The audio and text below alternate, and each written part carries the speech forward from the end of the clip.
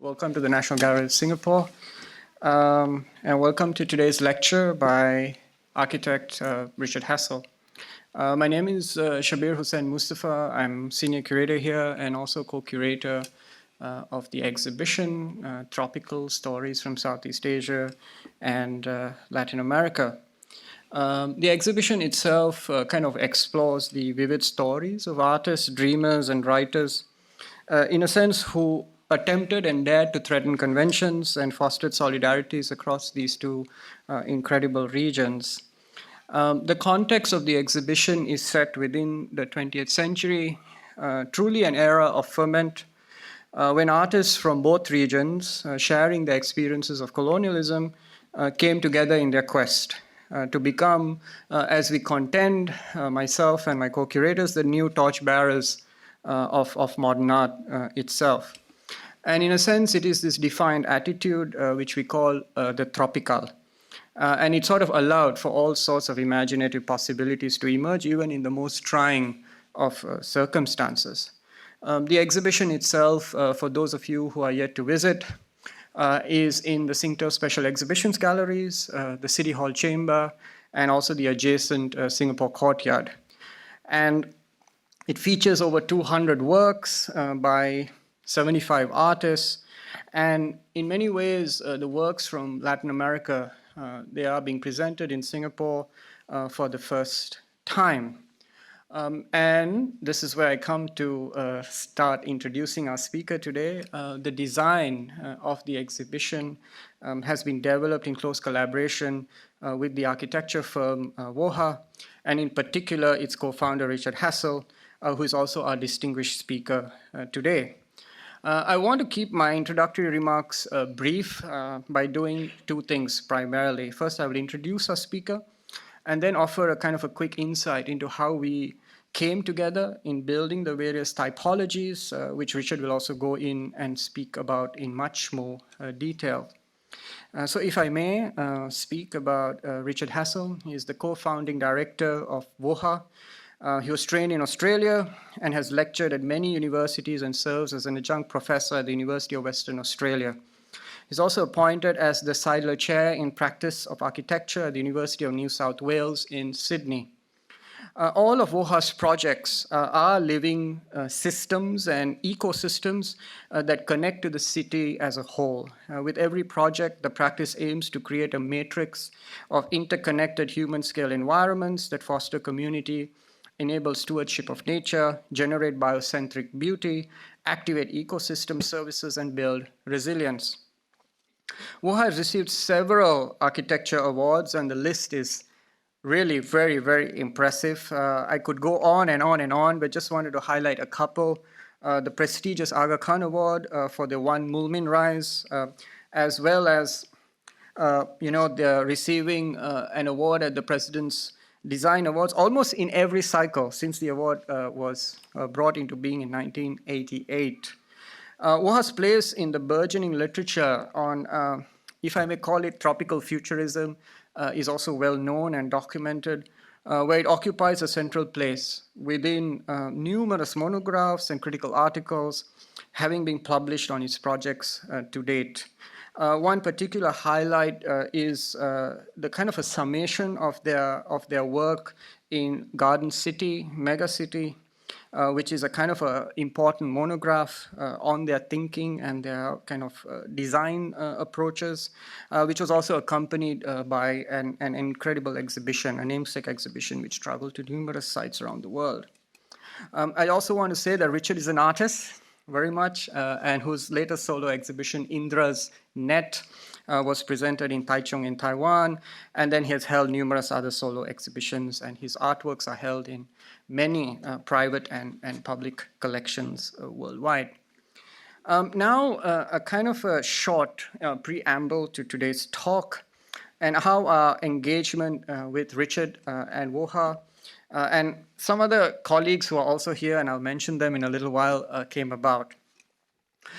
Tropical, as an exhibition, focuses on the links between artists in Southeast Asia and Latin America. But we know well the dialogues stretched well beyond the visual arts, into the realms of literature, architecture, design, and so on and so forth. And in grappling with this question, my fellow co-curators and I figured that it was important to metabolize design thinking into the architecture of the exhibition itself, and not develop a special section on it.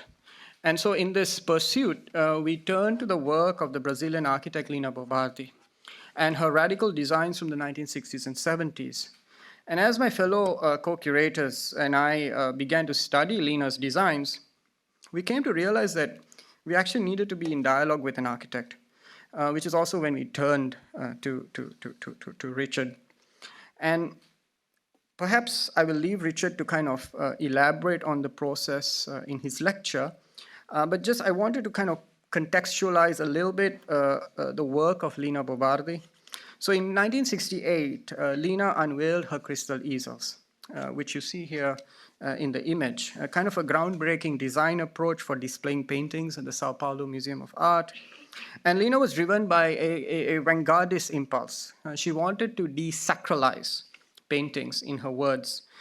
She sort of wanted to bring them down from the walls, the white cube, so to speak. She said that the white cube is not so neutral, I suppose, in many ways, and sort of turned to translucent glass panels held up by concrete cubes, and relocated the accompanying tombstone labels, conventionally fundamental and alongside the works, to the back. And the aim of these easels, Lina argued, was to enhance accessibility to the paintings by allowing a more direct encounter with the work itself, and sort of freeing the work from deep curatorial contextualization. So interesting that it is also, in a way, a challenge to what we today consider as kind of very staid museological displays. And to attend to these complexities, the curatorium collaborated with Richard to think about how conventions surrounding exhibition design can be set up as spatial paradoxes, yet remain visually coherent and compelling, especially at a time when museums are being asked deep pedagogic questions. And throughout her life, Bo Bardi, Lina, as she was affectionately known, always contended that a Brazilian visuality struggled with recognizing its debts to its Afro-Brazilian peoples. And so in many ways, she continued to advocate for Brazilian architecture broadly and design thinking to be grounded in the reality of Bahia, which is the northern eastern region of Brazil known for its syncretism, where she also set up a school of industrial design and crafts at the Bahia Museum of Modern Art in 1959.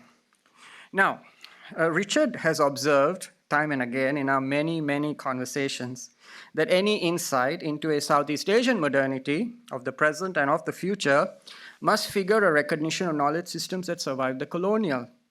And in this regard, he has maintained a prolific dialogue, and this is a part of his biography that is lesser known, with the tenets of Balinese art and architecture, which have, on occasion, been unfairly, as we all see also in the exhibition upstairs, confined to the category of the vernacular, and often held in contrast to the pedigree and sophistications of the so-called modern. And so the place and placelessness of Bali is something that this exhibition also contends with in this section we call the Library of the Tropics. And I think we'll also discuss this a little bit more, the place of Bali in your own thinking, but also in the exhibition as we go along. But I think, and I'm wrapping up here, just to say that in building this dialogue between Lina and Richard, the curators also came to realize that for a radical reconsideration of these exhibition design typologies in Singapore, we must incorporate and acknowledge tropicality, if that's a word, as a vital condition for imagining our collective futures. And so Richard and his partner, as well as the co-founder of WOHA, Wong Mun Sum, has described this ethos as prototypology. That is, conceiving every project as a prototype such that future planners could use them to dream of much more radical designs for post-industrial living. And so we also hope that the exhibition will be seen as a prototype of other things to come. And today's lecture will take us through a range of these questions. Just before I pass over to Richard, two notes on credits. All of Lina Bo Bardi's systems that we are about to kind of engage with have been adapted for this exhibition with the support of the Instituto Bardi or the Casa de Vidro in Sao Paulo. So we just want to acknowledge that. And I also want to acknowledge the presence of colleagues from Black and Systems with whom the gallery has collaborated with on this exhibition, along with WOHA, of course, to develop the designs, the graphics, and of course the build itself. And it's been fantastic. And we're joined by Jukok, by Jackson. I see Annie here. And of course, I think Ivan is around somewhere as well from WOHA. And just to say thank you to all of you. And I might try and draw you into the conversation in a little while. So with that, please join me in welcoming Richard Hassell. Hello. Thanks for coming on a Saturday afternoon to learn a little bit more about the exhibition. Yes, and thank you, Mustafa. As you mentioned, it was a really fantastic process. It was something different from our normal projects. Sometimes they take 8 years to finish, or even 10 or 12, I think, is our longest one. So this was like a really intense 6 months or so to get this done. If you can't read the text, don't worry so much. It's more as prompts for me. I will explain things as we go through. And just to, as Mustafa said, it wasn't WOHA, it was a team of systems with WOHA and Black. And these people, we mentioned Jukok, Mike, Sean from Systems, Ivan and Dominic from WOHA, and Jackson, Annie and Brian from Black, all had a fantastic time working together. And also want to point out, unusual for a design and build project is that even our so-called contractor, Systems, is a President's Design Award winner. And I just put a couple of photos here of the terrible things I've made Jukok do with me. Things I've made him build which are totally outside the normal realm. And that's how I knew he would be able to cope with all the different things that we had to do for Tropical. And Jackson as well is the President's Design Award winner. So we had we'd actually all met many years ago. And so it was great to have such an understanding of design across the team, from curatorial through to every aspect of making the exhibition. And this is something working on with Mustafa for a publication, but just collaged together all the sketches that we went, and I think we were really inspired by Lina Bo Bardi's own drawings to have this very active engagement with drawing and developing ideas rather than a very formal process of technical drawings. So yes, Lina Bo Bardi, amazing architect, and incredible too that she, for the time she was in as a woman as well, that to be in the position she was in, which I think she must have had an incredibly forceful personality, and born in 1914 in Italy, and then moved to Brazil. And I'm a bit shocked, like in my entire education, I never heard of her. I think a lot of architects in our office had never heard of her. She was only really starting to get well known in Europe in the 2000s, I think, because there were a couple of exhibitions there. But now she is becoming more and more famous every year, and with very good reason. She was a writer, a furniture designer, a graphic designer, a fashion designer. So she was really moving across every aspect of design and publishing these magazines. And I think as I go through some of her things, you'll, I think, start seeing a lot of resonance with the exhibition that we've put together, for instance, in the colors and the graphics here. I've been combing through her archive online, and I think this is really interesting that there was a, before the Museum of Sao Paulo moved into her iconic building that you saw the photograph earlier, it had a different premises. And so this is 1947. She was already engaging with all the ideas that she became famous for in the 60s. And so here you can see everything is suspended on rods from the ceiling. She's mixing up different objects, even plants and things in the gallery. And she was a really technical designer. So these are all sketches of different ways of displaying art that were not on the wall. So this is also from 1947, a good 21 years before the famous MASP gallery. And you can see the crystal easels, like precursors of them in these sketches. And some of these photos from this exhibition. And constantly experimenting, so you can see the little clips here, 2 underneath and 1 on top, and these sort of scaffolding poles.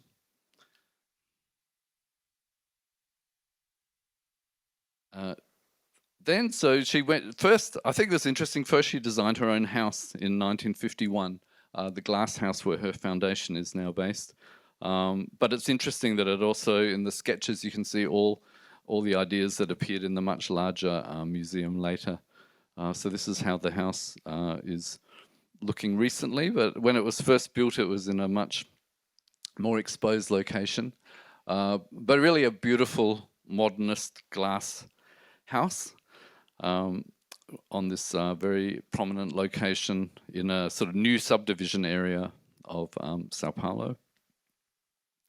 And for the architects in the audience, a beautiful plan, again, a classic modernist plan.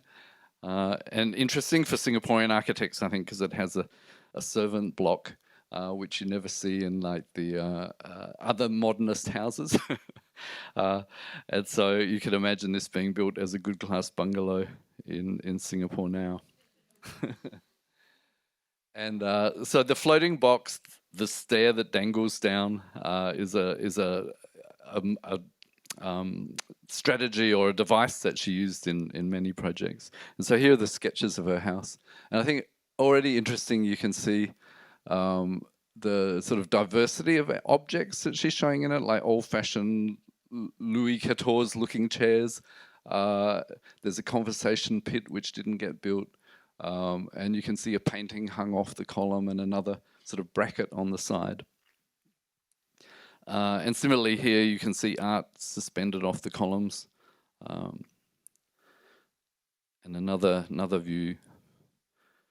Interestingly, there isn't any photos of actual art suspended off the columns in the house. So I think by the time she moved in, she was maybe working on the museum already and had bigger ambitions. But what is interesting is this beautiful bookcase she did, which also demonstrates exactly the same approach of how you deal with having no walls, basically, for things that are normally against a wall. And you can see how much detail she put into the designs and figuring out how to develop everything as a kind of a system. And so it's like everything is a bit like, as Mustafa said, our prototype approach. Everything she did is a sort of a prototype for being applied in much larger scale.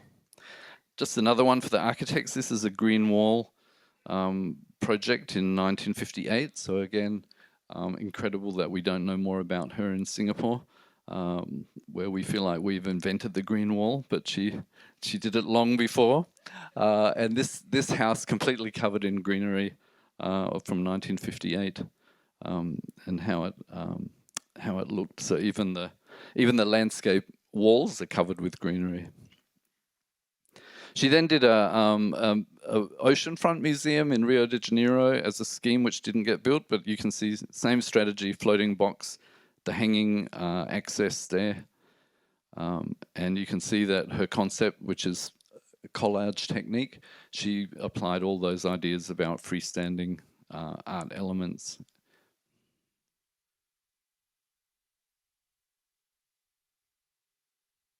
So these are sketches for the famous Museum of Sao Paulo, MASP, where the crystal easels first appear.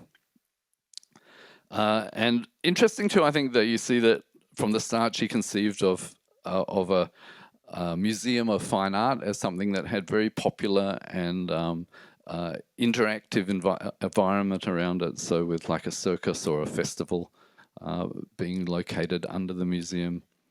And you see here again green walls, which didn't get implemented, but she had dangling plants from the walls and from the ceilings, which is something we thought we'd invented with the Singapore Expo Pavilion last year. And another view of the circus in front of it. It's a crazy building, really. It's like two great big coat hangers that hang a gallery. The gallery itself is hung off another series of beams, so it's one thing hanging off another thing, and really quite a structural feat. It's 80-something meter span with just held up on the 4 columns at the corners. The red was painted for its 30th or 40th anniversary, I think. Yeah, so it's a really heroic and ambitious and quite crazy building, really. And I think when you look at some of the heroic art that's on display as well, you can really get a sense of the spirit of the times, that modernism and sort of post-colonialism had this incredible energy and ambition behind it. So that's the photo that we saw just before. But a very interesting photo, I think. It's like she's sitting on the reinforcing bars. They haven't cast the slab yet. And she's demonstrating the crystal easel as a concept. So you can see she's very much sort of aware of her own image, aware of the really important aspects of the museum. Yeah, I find it fascinating, especially for a female architect at that time, to see this is sort of a expression of very comfortable power, I think. So when it was finished, this is one of the installation for the exhibition, which is with the crystal easels, and it's quite incredible. I think it's incredible in the first place that she did a museum with no walls to hang art at all, and that she had, you know, this ready-to-go system that was so amazing. And also very interesting, I think, that it creates a kind of it sort of takes away hierarchy from the art, and so you see all different kinds of art displayed in the same way, and they also become, I think it's something we're more used to on our phones now, you know, this idea of sort of images that float that you can scroll between, but that at the time, I mean, if you imagine then, it was always hung on a wall how radical this was. And this is the other system, the Portinari exhibition. And different as well, and something about this aspect with the frames, I think, does another, takes the modernist strategy of the grid and also makes it more obvious. So the difference between the two, I think, is one organizes it very consciously on a grid. The crystal easels actually can be manipulated forwards and backwards, and if you look at her layouts, they're very subtly adjusted to create a path through them and to create slightly different relationships. It was then recreated in 2015 because they'd given up on her concepts for quite a few decades and then brought them back to great acclaim and rediscovered them, basically, even in MASP. So this is some of the drawings that came from this reconstruction with Metro architects from Sao Paulo. So we had a very easy route, in a way, for this this device, and that we have beautiful detailed drawings of them. And so the idea here was we thought we will really just install them as they are. So when we started talking about the design, these were some of the early ideas, just before we started working on it, and frankly before we knew too much about Lina Bo Bardi or the artists in the exhibition. But we felt it was sort of interesting that the National Gallery of Singapore is quite a classical building. The spaces are very classical, so very different from Sao Paulo. And so at first we're thinking, do these really make sense? These, we have so much walls here to display art on. It's really perverse to take them off the walls. But in this early idea, we thought we were going to mirror all the walls and just float the art. So even the art on the walls appeared to be floating in space.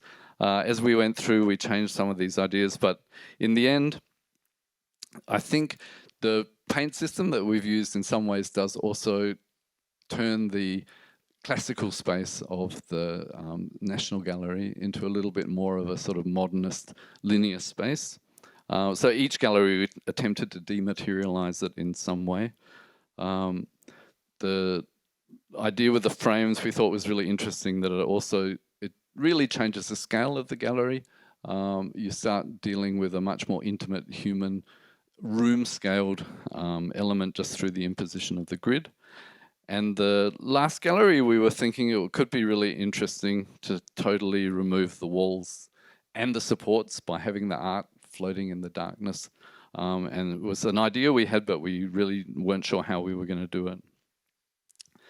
And the other early concept was this idea of, as we understood the curatorial direction from sort of early 20th century, moving through to contemporary times, and a sort of shift in mood from a sort of artificial happiness of colonial times to revolution, through to a sort of disparate, subversive, multi-directional thing. We sort of saw it as moving from sort of day to night, and that is a colour story that you'll read through the galleries.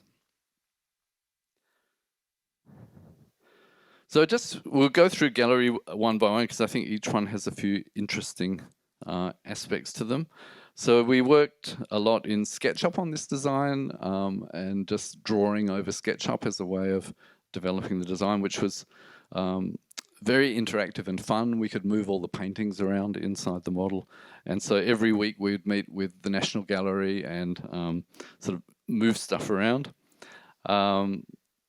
As we developed the graphics with black, and this idea of the color blocking coming from Lina Bo Bardi's publications, and refining the colors that you see today.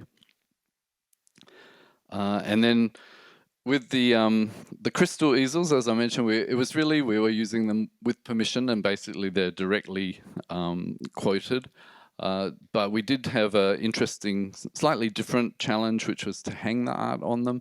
And so Ducoc developed a bracket system which would allow us to adjust the artwork when it arrived, because the frame size was not totally known, and the hanging device in the frame, it had to be flexible, because all this artwork was coming from collectors all over the world. And so we had to be much more flexible than the Museum of Sao Paulo, where they had a standard system that they had reframed all their art to fix. And so I think this is where Ducoc's industrial design came in, and developed a great system that allowed for really easy adjustment of the art to get it perfect on site, with the bracket and the outrigger.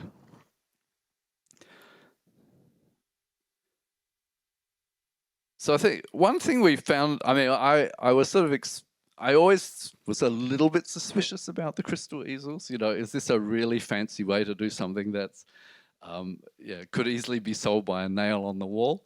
But I must say the experience of them in reality was really powerful, and I hope you've all been up to see them or going to go up and see them. But it really transforms your relationship with the art.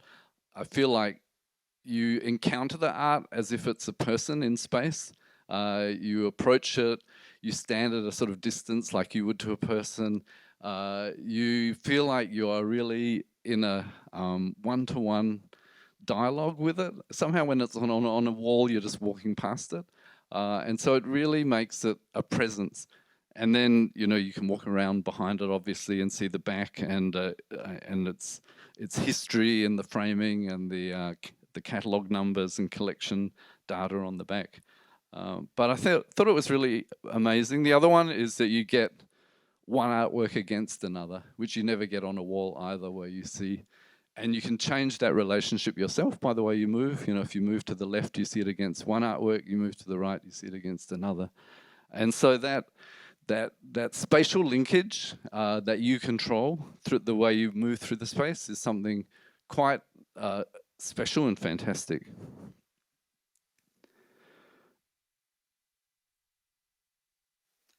And yeah, the view from the back, Lina Bo Bardi always wanted it to be seen that the art was a product of work, of labor, with her political stance. But I think it's also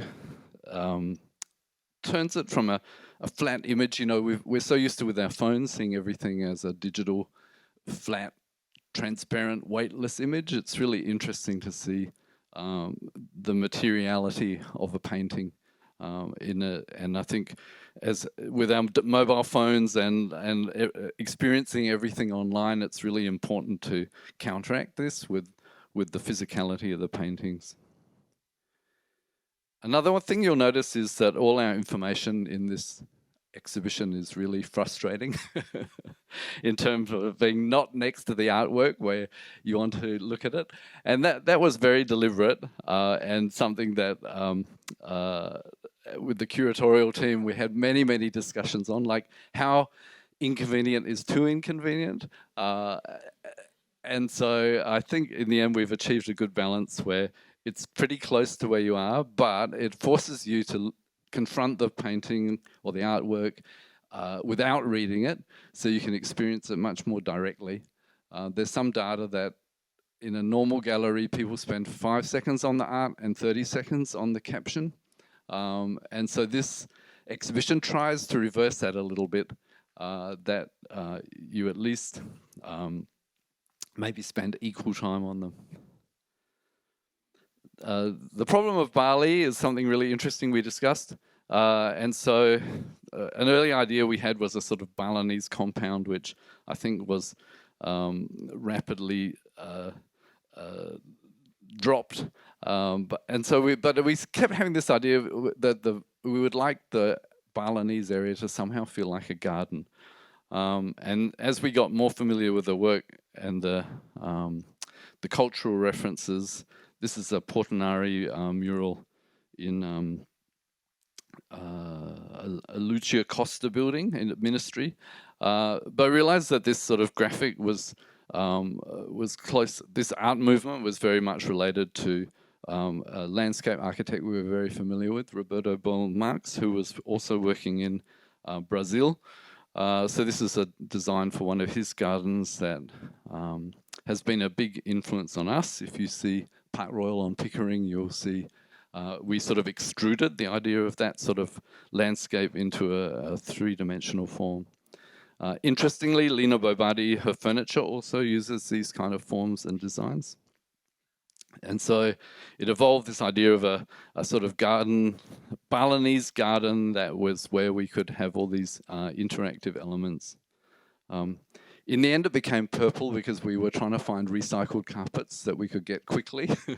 And of all the colors, the purple was sort of the one that was, I think, most challenging and interesting, and seemed to have a tropical vibrancy to it that the original green wouldn't have created. So as we developed that, we had this idea, how do we let people know that this exhibition, some things you can touch and some things you can't? Because we felt that was a really big hurdle to overcome. When you're in a museum, you're so used to people telling you, don't touch, get away from the art, that to suddenly ask people to touch stuff here but not there seemed to be a really difficult thing to navigate. So we had the idea that whenever you are on the carpets, that you were in an interactive zone, and that we would need to tell people this right at the beginning. And so far it seems to be working. The Balinese garden area is filled with people at the moment who are really happily picking up books and putting on headphones and doing things, and they're not touching the crystal easels, so seem to work quite nicely.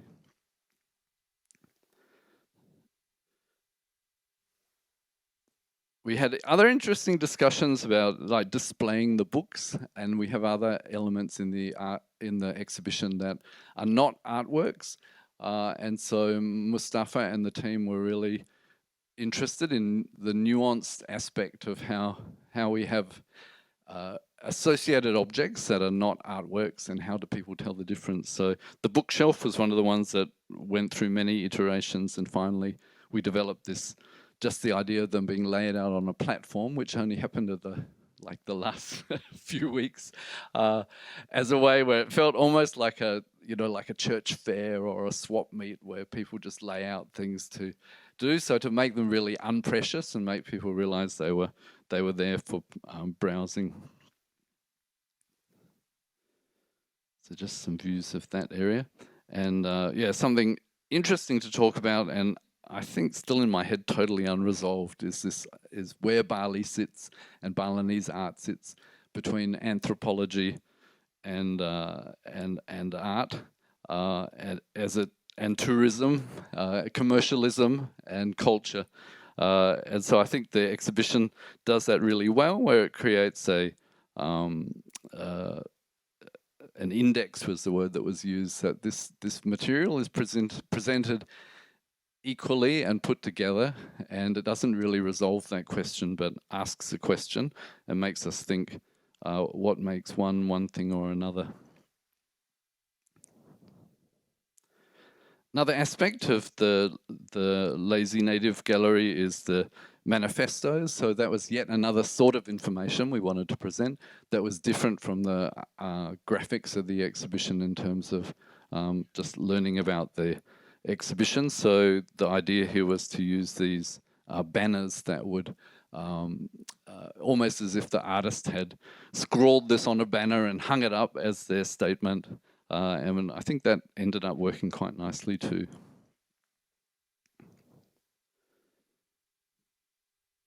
The ante-rooms with TVs. I think TVs are really tricky in a gallery. They sort of look like an artwork, but they're not. And then they're often now displayed as artwork on walls and things. So as TVs become more art-like, we had to undermine that in some way. And so the tripods were a way of distinguishing the televisions, making them feel a little bit more of a installation than a piece of technology that we've grown so used to. And so by pairing them with the carpet and a bench, creating a little sort of atmosphere of engagement and construction. And so you'll see even the cables are hanging out and the equipment is sort of visible. We wanted to sort of de-stylize the TV. The next, oops, I went a bit fast. Next gallery, This Earth of Mankind, is a lot about introspection and portraiture. And it was inspired by the Lina Bo Bardi exhibition for the artist Portinari, where she used this forest of columns. In this first case, she used actually coffee branches to draw this link with the plantations of Brazil. Another artist in the exhibition, Diego Rivera, is I just thought this picture was really interesting. It was a mural he painted in the San Francisco Art Institute, but it's a sort of weird crossover where his art about workers and construction and labor had used this device of the scaffolding frame to create the painting. So this is a trompe-l'oeil version of what Lina Bo Bardi would do several years later. But it's a strange gallery to do it in because it's L-shaped and lumpy and it has a different height ceiling. So we're thinking, how do we put this grid through it in a way where you get that impact of Lina Bo Bardi's installation in the huge sort of football field size space of MASP, and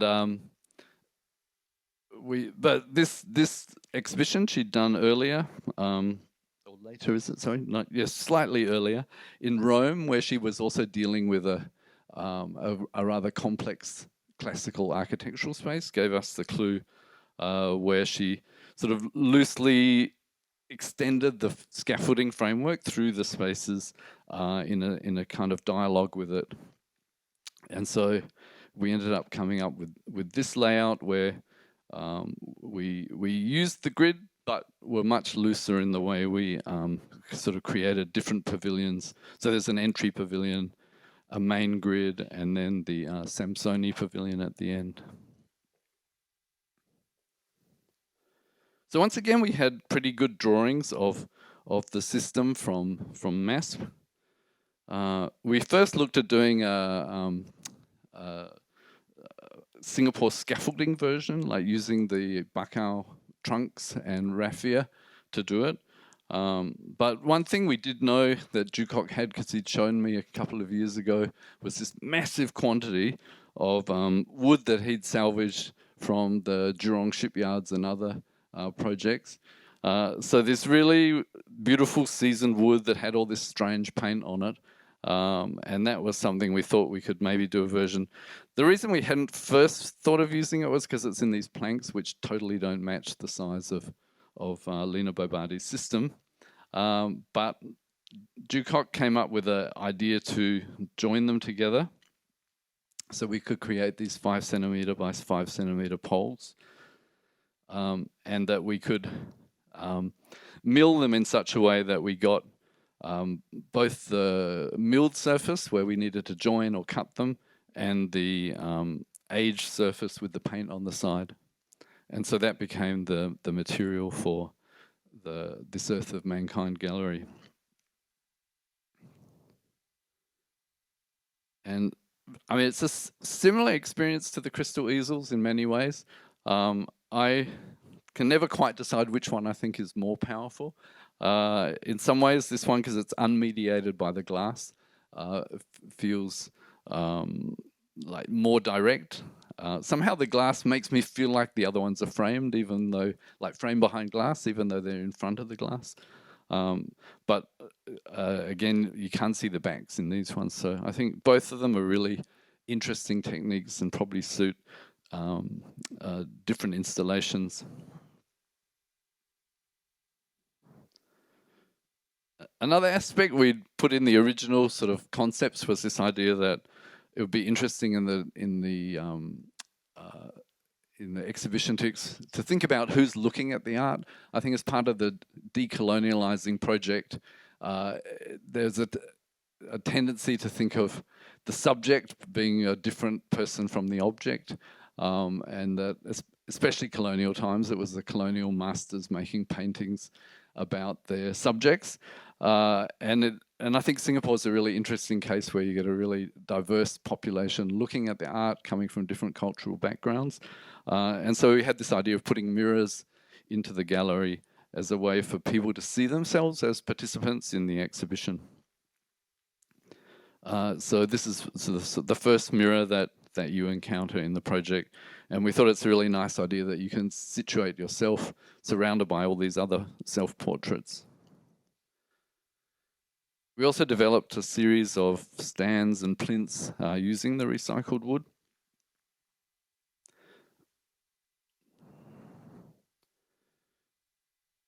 And so you can see them there. They were also subject to many interesting incidents during development.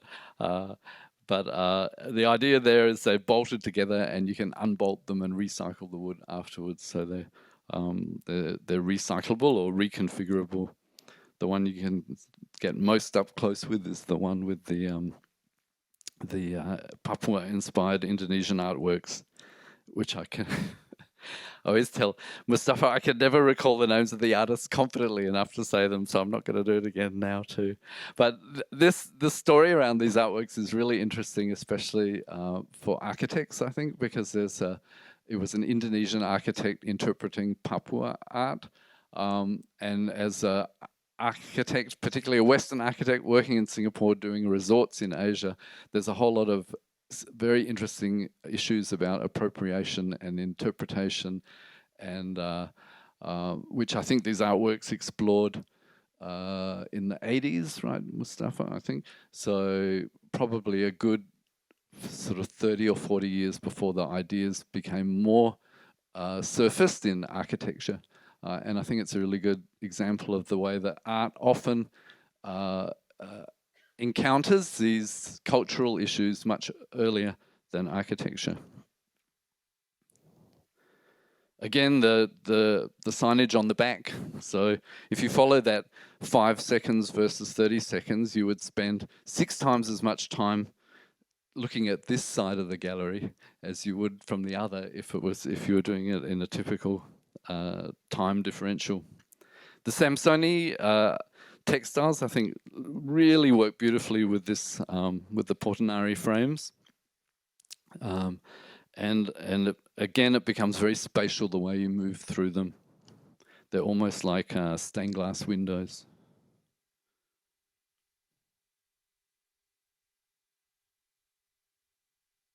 The last gallery was the one where we were sort of least tied to Lina Bo Bardi's approach. And here we were really interested to think how we could have some kind of dialogue with her process, but also do something a little bit different. And so here we were thinking that this is where we can maybe engage with this idea of the art as totally divorced from the white cube, in that it's sort of floating in blank space, and you encounter the art in a more mysterious way. Also, the artists are all, in a way, leaving this, leaving manifestos behind, leaving this idea of collective action and nationalism behind, and starting to go off in very different directions. So we saw it as a kind of expanding universe where you're almost in the dark universe, seeing different worlds traveling off in different directions. We used the mirrors again as a way of allowing people to see themselves interacting with Lygia Clark's artwork and the Parangoles. And I think only after doing it, felt actually you rarely encounter mirrors in art galleries, and I think it's something particularly inspired by the interactive aspect of these artworks. So this, as I showed earlier, this is the idea of just the art, you encountering the art floating in space. And so we thought, well, somehow we got to hold it up. And it'd be interesting to do a version of a Lina Bo Bardi stand. And so we thought if we could, she was inspired by Brazilian vernacular architecture and construction techniques. So we could look at maybe some Asian examples and develop a sort of Southeast Asian response to Lina Bo Bardi's Latin American constructions. And so we use this sort of, if you took those temple capitals and turned them upside down, we could have a sort of tripod which has a stacked like a chandi or a many aspects of Buddhist and Hindu architecture have these sort of cosmic squares of stacked elements. And so that formed the tripod, which then Ducock had to make many of them.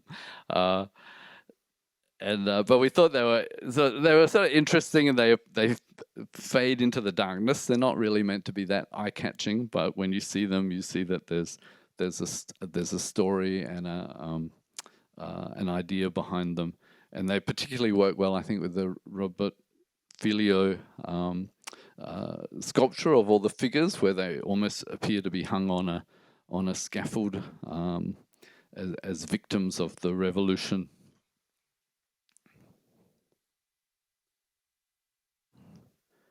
And that idea of the universe and the constellation, we had an even worse problem with our signage in this gallery, in that it was pitch black. So we couldn't put signage anywhere without spotlighting it. And then we thought we can't have like 50 artworks spotlit and 50 captions spotlit. So in the end, the idea of the constellation and the universe was behind the idea we finally came up with for these drums, which I think work really nicely, and with the curatorial idea that these were different positions and somehow this is like a map of all the various positions that the artists have.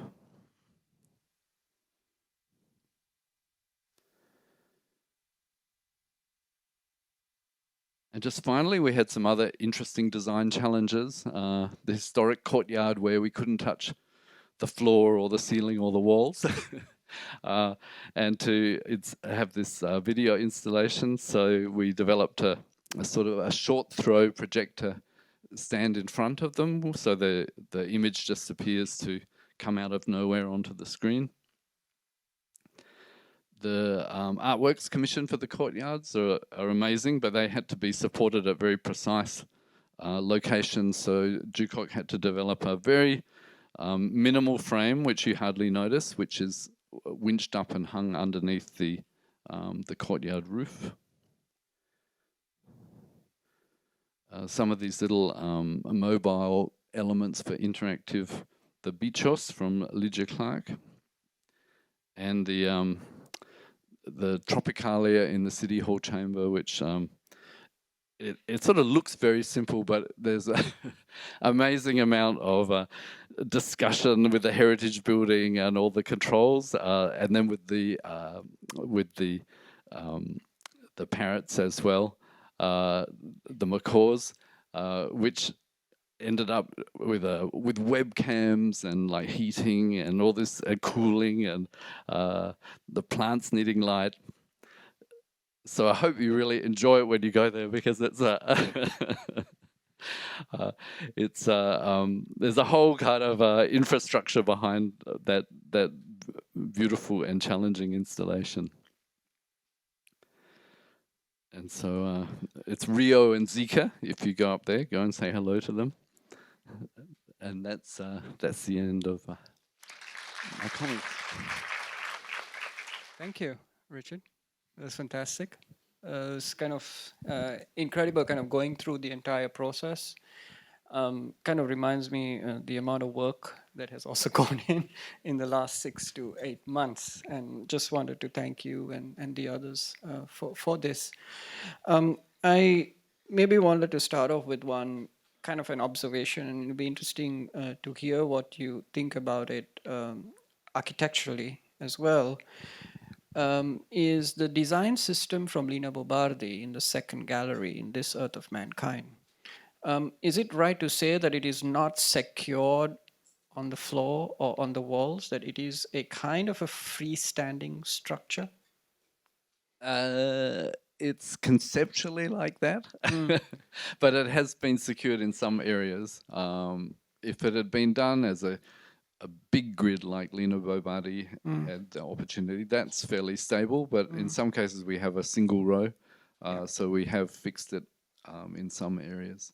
Yeah. No, the reason why I kind of asked this question is that there were artists at the time, the figure Rashida Rain, who is not in the show but is in the catalog in a very prominent way, the Pakistani artist who's lived in London for most of his life, were conceiving of lattice and kind of structural works of this kind, where the more grids you add, the stronger the system gets, right? And so if you had a single grid, it would just kind of collapse.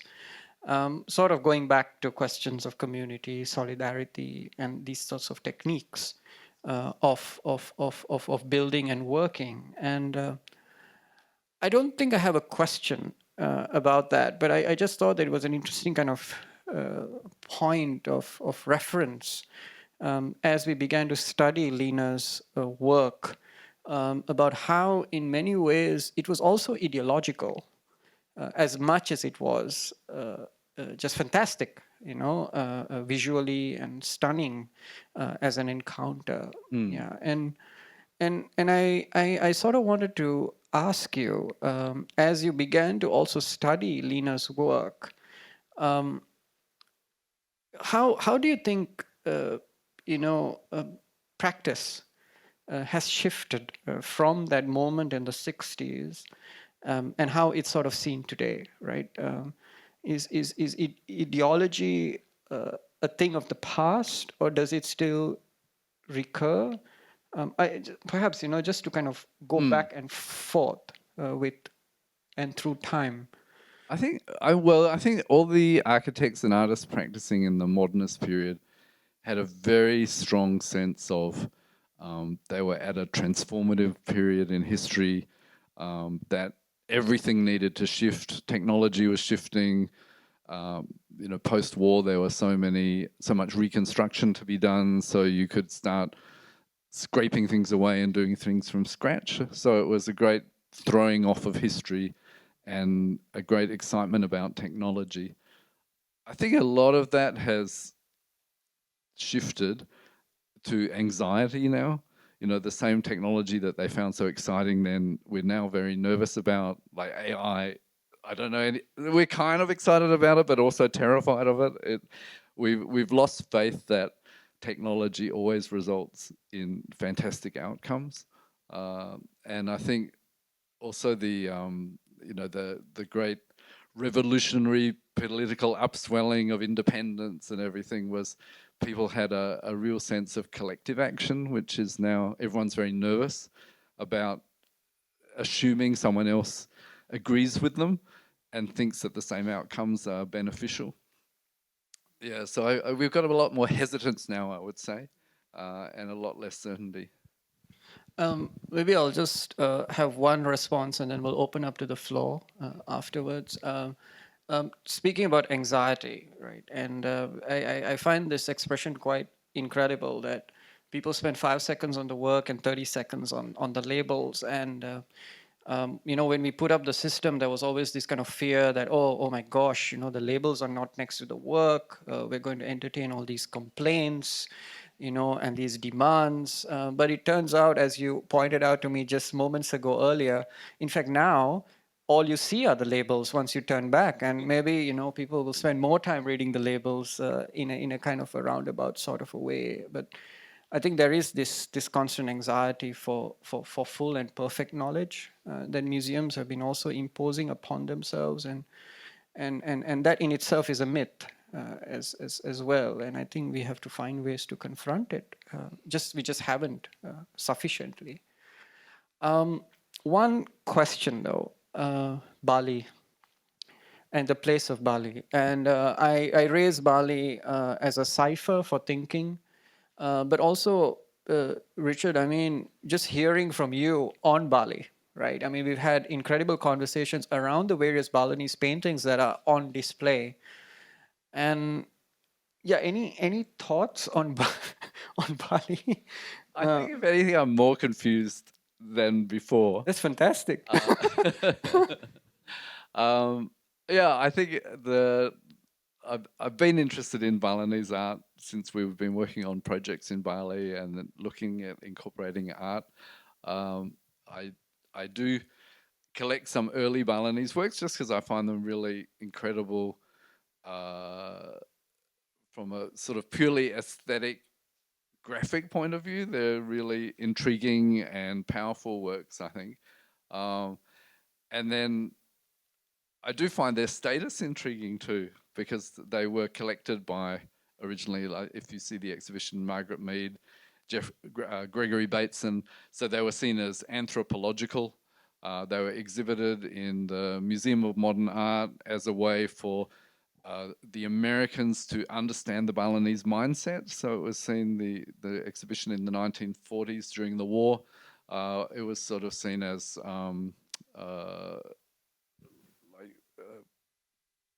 active cultural acquisition of knowledge, so you could do things to them or with them. And so, but they're really beautiful works of art. They were also made, a lot of them, for the tourist trade, for the even from the 1930s onwards. So they're sort of seen as being tainted by commercialism, as if other artists are not selling their works and living on the proceeds of selling their work. Yeah, and then I think even bigger, there's a recent book, The Museum of Other People, talking about anthropology, which is a really interesting history where it's actually a very short history of anthropological museums from the 1800s really through to 2000, after which point, a lot of people have lost faith in what they're doing, and like, should these things be returned? Are they being displayed with knowledge? So there's two streams, which is the anthropological, and another one which is sort of the aesthetic, separated from colonialism and this punching up and punching down, sort of collecting up, collecting down, is a really interesting aspect, which I have now, just as I said, total confusion. I know I react to the works aesthetically, but now I'm very confused how I feel about them culturally. Great. I will open up the floor for questions. If I may just request, keep your questions short and your comments brief, but also do identify yourself, who you are, and if you're with a particular institution. Yeah. Hi, I'm Hera.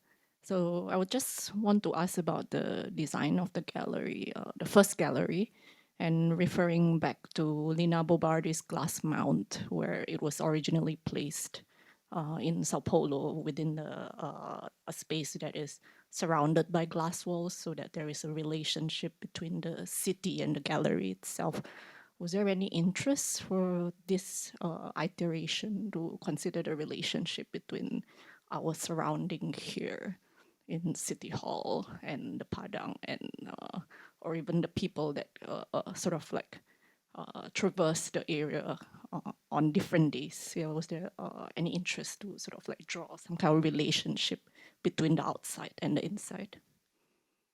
Yes, there was, and it was something Mustafa was very keen to engage with. But there's such a conflict now between the museological conservation requirements for the artworks, particularly when lent by outside collectors, about conditions of light, particularly, especially for works on paper, that it was really quite impossible to open up the windows and have that dialogue. So we do in the courtyards and the historical staircase area, but unfortunately, we would have had to sort of dim them with so many layers of film that it would look like sort of midnight outside. And I think in some ways it would be distracting. So yeah, I think that's one of the changes between the 20th century and the 21st century, is this always increasing requirements to keep the artworks in very, very stable conditions.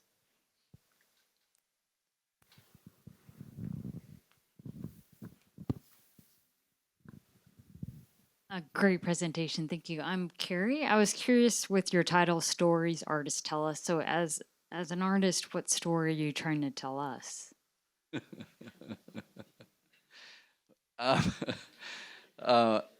We do have a video later we may show. Yeah, we may show it, and that may answer your question. I have to say I was given the topic, and I maybe did not develop the talk totally online with the topic. But I do think, as I mentioned, I think often the stories that artists tell us are early signals from the culture that you only realize maybe in the design industry 20 or 30 years later, and maybe in popular culture even 60 or 70 years later. And so I think that's one of the sort of primary functions of art, to me, I think, is really as these cultural messages that we don't understand at the time, and maybe even the artist is just channeling the spirit of the times, and we don't quite know what it means, but with hindsight, it makes a lot of sense, and you think it must have been obvious, but yeah. For some reason, it wasn't at that time, right? Yeah. Yeah. Yeah. I think stories also kind of maybe entertains the possibility of fiction. And I think that's important. We all need to dream a lot more. And I guess That like we do. design, you're sort of imagining a future world, and art, you're also imagining like states of mind or emotions or reactions that are new. Yeah.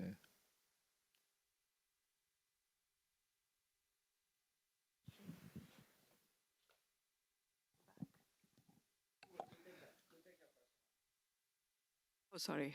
Hi, my name is Kamya. I'm an architect by training and a cultural producer currently. So I first want to commend the curation. I think it worked really effectively where we went through the space, really trying to find these parallels between, is this Latin America? Is this Southeast Asia? Like, you know, it evoked us asking questions. And even in the exhibition design, I think it continued to do that, where you're not engaging with the text and you're engaging with the artwork. And so a lot more conversation with people, with my friend here who I come with, uh, put that in place. But my question to you, Richard, is as an architect, you premised your conversation about switching scales from a 12-year project to a 6-month project. And as a cultural producer, I engaged architects to do exhibition design, and I found them wanting. So I just wanted to understand your, challenges of switching scale. What went through making that happen for you?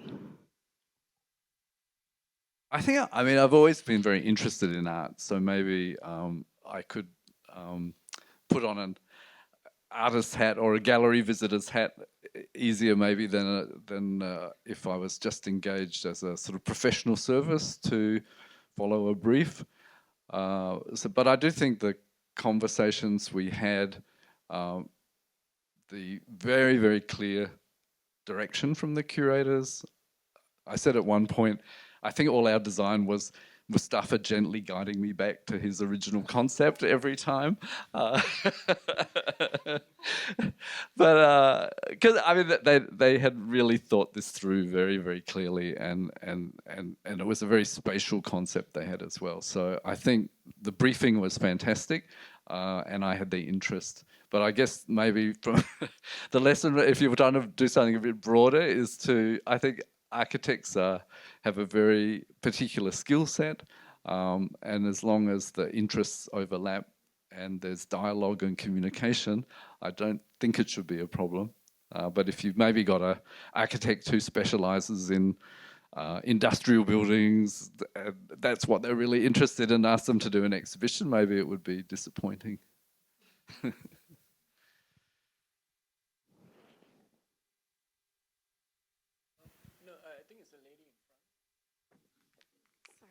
We'll come to you. We'll come to the gentleman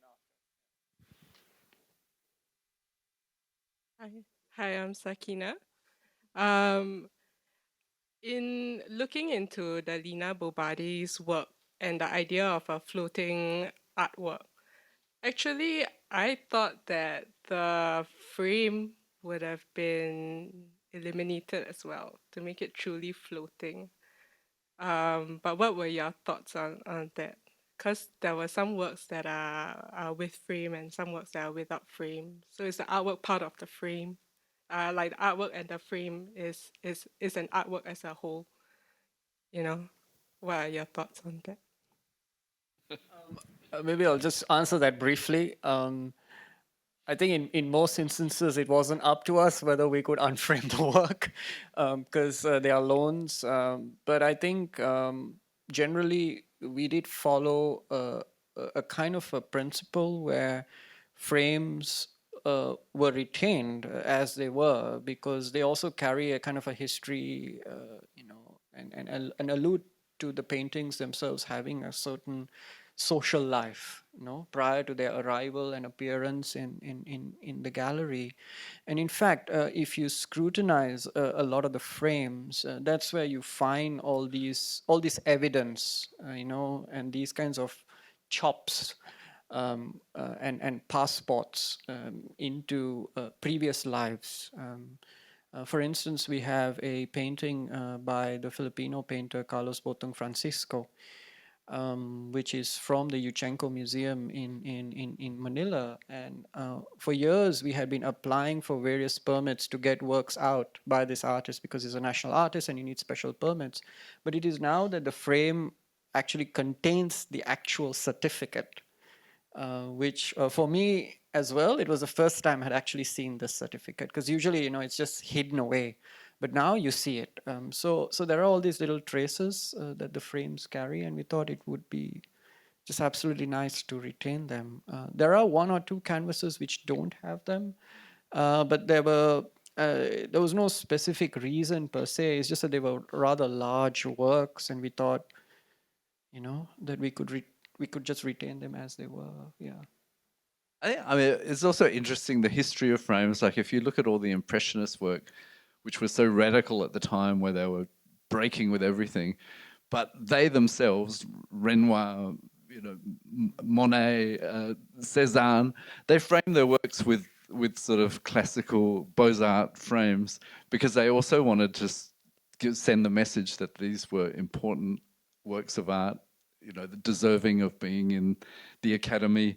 And so, it's interesting, even the artists themselves choose frames which you wouldn't necessarily think were coming from the same aesthetic as the painting, because they're so loaded with cultural meanings. Yeah. So I think it would be very radical to unframe the entire exhibition, even if legally you could do it. Yeah, I haven't tried it yet, but who knows? You never know. I think we have a question at the back, the gentleman, yes. We visited your exhibition with more than one docent. I'm a docent in the gallery. And we were fascinated to see the way that the display of the back of the painting, we've never ever seen this in our lives, but compliments to you all. And the way it was displayed is also extremely exciting. I'd just like to know, is this going to continue? Are we going to have this like that in future exhibitions? Maybe I'm not the best person to answer this, but I can share an anecdote with you. When my colleagues and we visited the Institute of Bo Bardi, in fact, we were asked, so Mustafa, what are you going to do with the crystal easels after the exhibition ends? And I said, well, that's up for you to decide, not for us to decide. And the indication was, please use them and continue to use them. And to us, I don't know where Huimin and Jayun are. They should be around somewhere.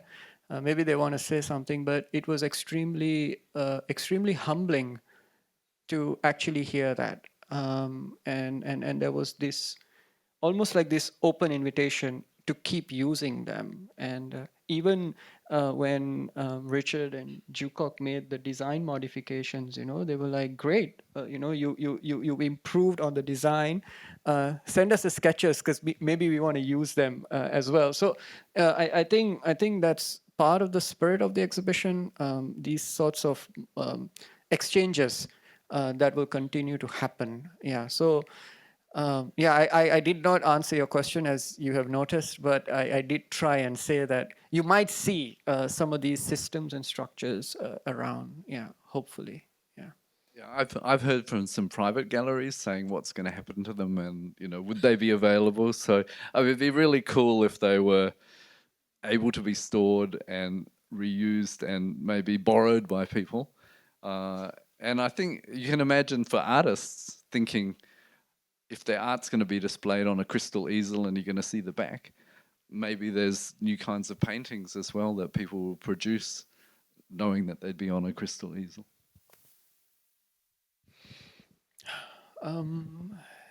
Any last comments? I wonder, Jukok, Jackson, you guys want to add anything? You want to say anything? No? I'm good. There's one question here, yes. Yeah. I haven't seen the physical exhibition as yet, so I'm not sure if I should ask, but I'm just interested to know the thought process behind the paintings. From the photos that I saw, they're all facing one direction. Was there a thought for some to face on the other side? And if it wasn't, then why? Just curious. Thanks. That's an interesting question, and it was something that, particularly in this Earth of Mankind, I played with at the beginning, like angling them or doing various things. But in the end, as we were sort of quoting or reinterpreting Lina Bo Bardi, we did want to create that impact, I think, of seeing one against the other, and also, I think one thing I didn't mention, but it's this idea of plenitude too, I think, to see your whole visual field just filled with art one after the other is something we're not used to seeing as well. So in the end, I think it was maybe a bit practical. If I was at Museum of Sao Paulo and I'd done 5 exhibitions with crystal easels, you know, I think then as a museum director it'd be interesting to start playing around with them a bit more. But it felt in some ways here we had to deliver the classic. I think the gallery, the last gallery, the subversive, that is where we did put them at different angles, and you don't ever see them all at the same point. And I think that also, I guess, is something a little bit postmodern in terms of the grid, which in the modernist times was seen as a sort of freedom from classical axes and control of proportions and things. You know, now the grid is seen as a bit of a rigid equalizing factor that is maybe something we need to resist rather than embrace. So the last gallery, maybe you can experience that. Just a quick addition to the grid. In fact, one of the first works that everyone encounters is by the Venezuelan artist Eugenio Espinosa, which is called Circumstantial 12 Coconuts. And it is effectively a grid painted on a canvas with 12 coconuts inside, sort of highlighting that the grid is also not impervious to change, right? As one of my colleagues puts it in her text. So there is this possibility, you know, that the third gallery kind of brings to the fore, and that's what's so compelling about that space, I felt. Yeah, but you must decide once you go in. Yeah. Maybe one from here, and then I think we'll have to wrap up. Yeah, so we'll just make it very quick, please. Yeah, because we do want to watch the video, which is great, I assure you. Yes. It's just Tina, also a docent, and congratulations. But I just a comment, very quick comment. To me, when I walked into the gallery number 1, seeing all the crystal easels actually reminded me much more of the traditional classical salon, because of the fact that you're seeing so many paintings crowded together. Whereas when you see them on the wall, you're actually seeing paintings individually. So actually, for me, it was taking me back to seeing the images of a traditional salon hang, as it were, where you have all the paintings tightly packed together. And actually, from that point of view, I think the crystal easel kind of does have classical elements rather than freeing the paintings. Sure, Just thank you. Comment. Thank you. We'll just take one from here, and then we'll unfortunately have to end for today. Just a quick comment as a question as well. It'd be really nice to go full circle and to have this exhibition go back to MASP, right? Because I think that would be pretty awesome.